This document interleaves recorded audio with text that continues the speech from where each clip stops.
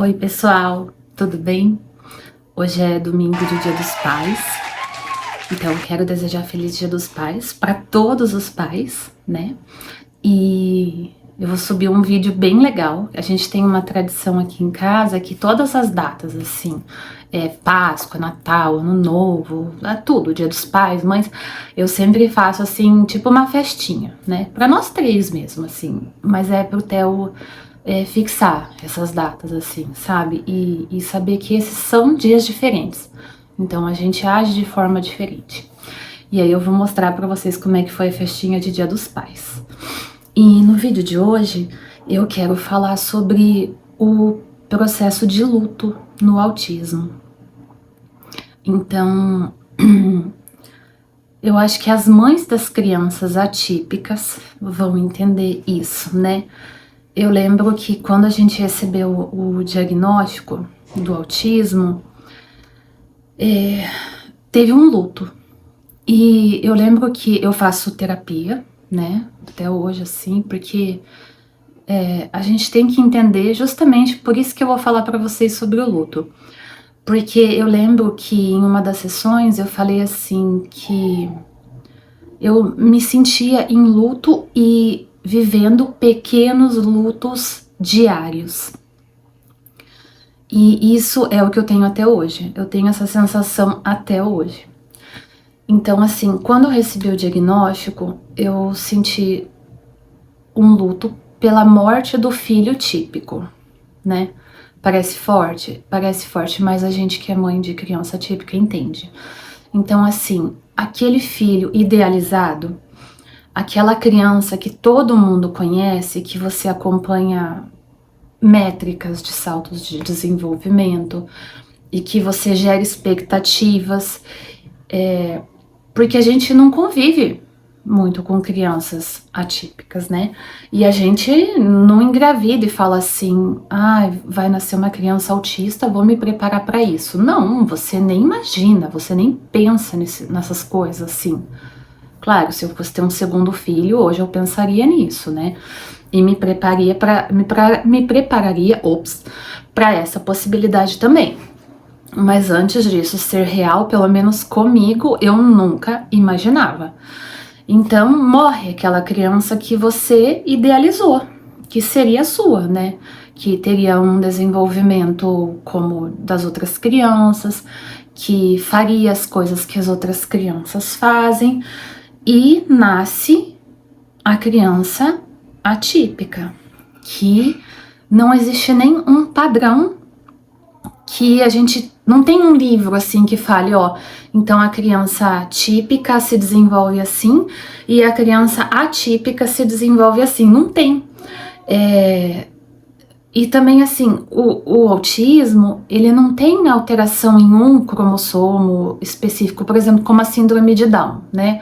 A síndrome de Down, ela tem a trissomia no cromossomo 21. Então, as crianças com síndrome de Down, elas têm uma característica que é referente àquela trissomia. Claro, varia, né? O grau, assim, varia. Mas você tem pelo menos um norte, né? O autismo não, porque o meu filho pode ter um tipo de alteração genética e o seu outro, o da outra mãe outro, o outro, e assim vai. Então não tem como dizer, você vai conversar com as mães, você vai ver, o meu filho, ele come muito, ele não tem limite de comer. Aí a outra, meu filho já não come, ele tem seletividade alimentar. Então vai mudando. O meu filho falou muito cedo. O meu filho tem 4 anos e ainda não fala. Então, isso é o autismo, é como se fosse uma caixinha de surpresas, e isso gera muita insegurança na gente também, né? Porque a gente nunca sabe o que esperar. Então, a gente vive numa expectativa, e essa expectativa vai se frustrando muitas vezes. E a gente aprende a valorizar as coisinhas mínimas, assim, as conquistas mínimas se tornam grandiosas para nós. Eu lembro que eu pensava assim, nossa, eu nunca vou escutar o meu filho falar mamãe com a voz de neném.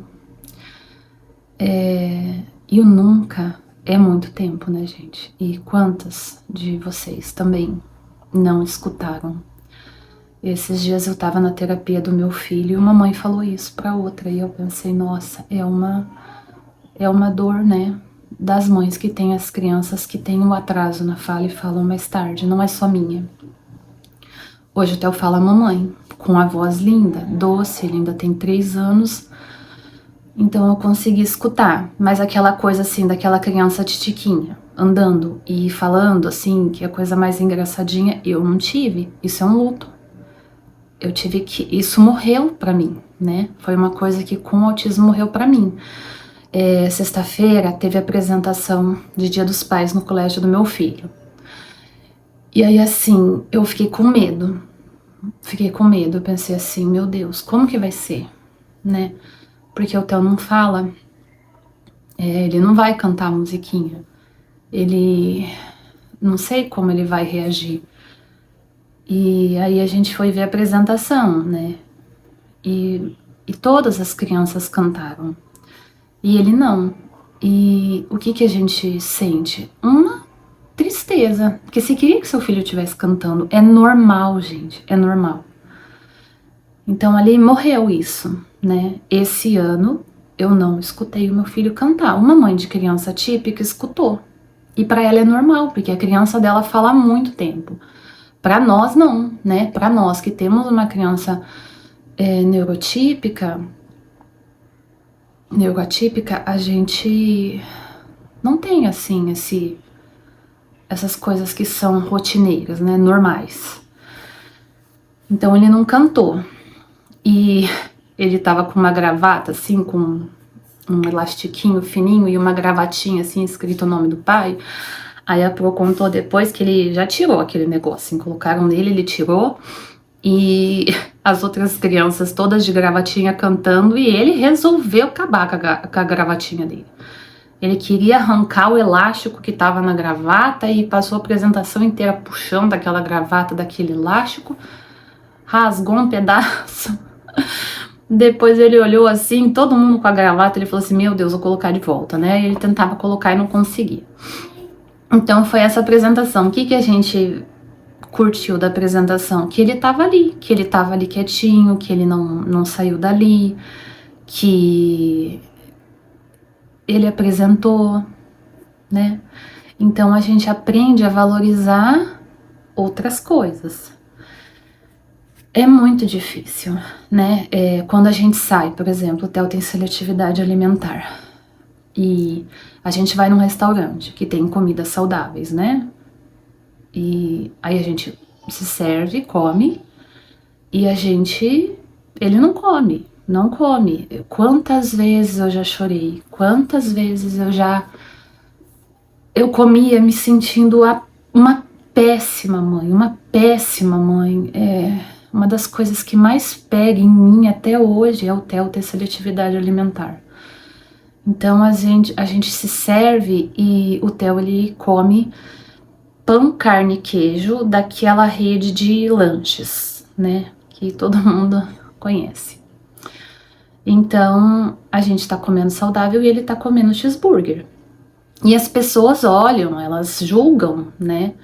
Nossa, os pais estão comendo isso e a criança tá comendo cheeseburger.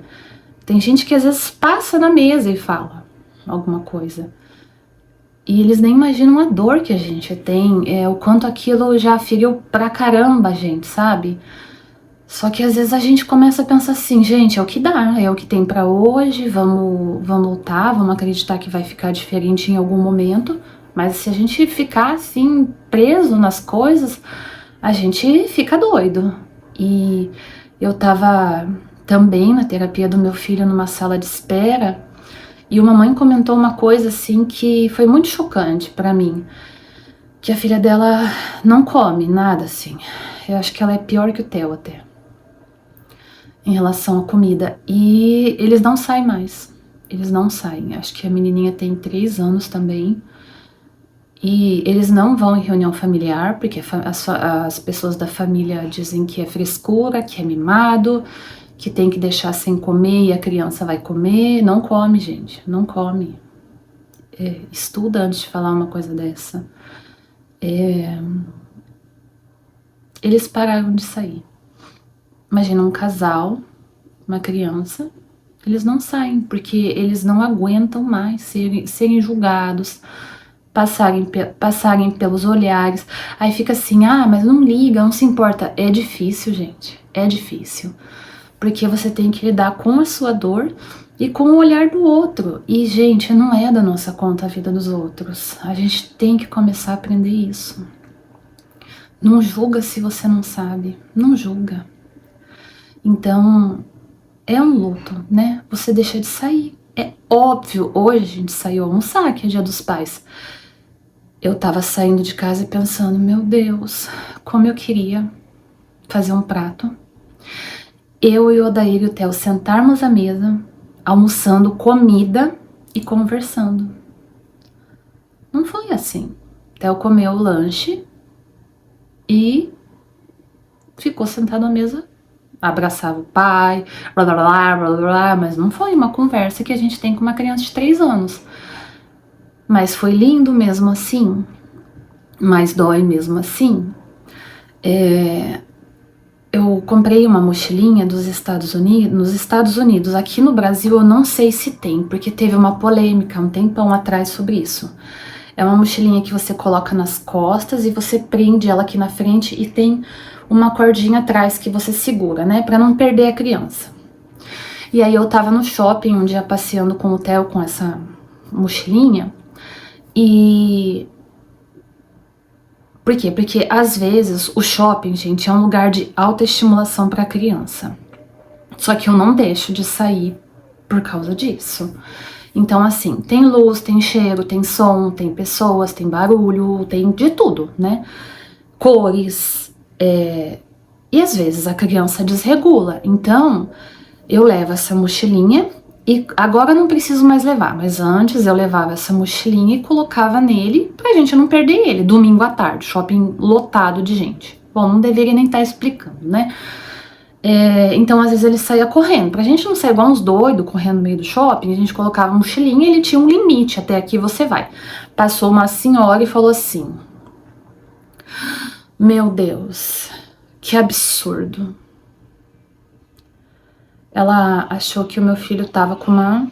Acho que ela julgou que era algo... Que eu tava tratando meu filho como um cachorro, né?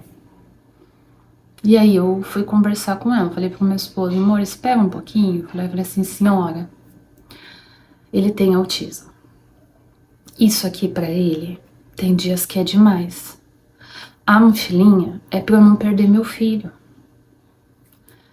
E aí ela falou assim pra mim: nossa, desculpa. Eu falei assim: tenta não precisar pedir desculpa. Porque se a gente não julga e não sai falando, a gente não precisa nem pedir desculpa. Eu tenho a mochilinha, eu posso mostrar pra vocês um dia. E é uma mochilinha mesmo. Só que ela prende aqui na frente e tem uma cordinha que quando você precisa, você segura, né, ali. E então dói também isso, né? É um luto, porque você pensa, é óbvio que eu gostaria que meu filho andasse do meu lado, seguindo os nossos passos. Mas não vai ser sempre assim. E a gente sempre vai ter que passar pelo processo de cuidar da gente.